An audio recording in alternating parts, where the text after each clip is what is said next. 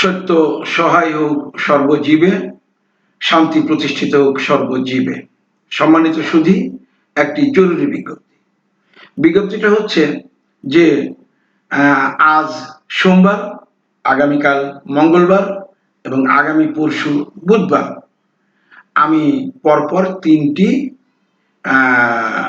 Post করতে পারবো না, 3টি পর্ব আমি পোস্ট করতে পারবো না। আমি বিশেষ কাজে আমি এই 3 দিনের জন্য আমি একটু ছুটি প্রার্থনা করলাম আপনাদের কাছে।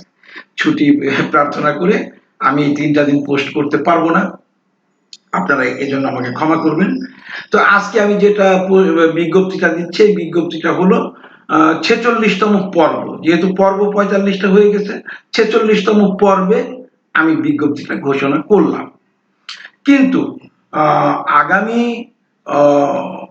বুধবারে বা বৃহস্পতিবারে আমি যখন পুনরায় পোস্ট করব, তখন কিন্তু আমি 46 পর্বটাই আমি পোস্ট করব এবং এই বিজ্ঞপ্তির এই পোস্টটাকে আমি ডিলিট করে দেব।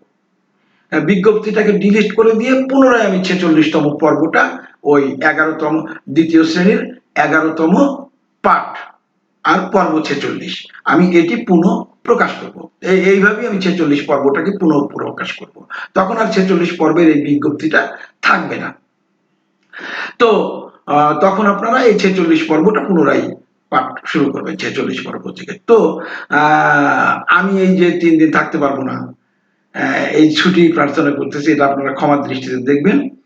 আর ধারাবাহিকতা রক্ষা করে আপনারা পাঠগুলি ঠিক করবেন, আমি ক্ষমা প্রার্থনা করে শেষ করছি।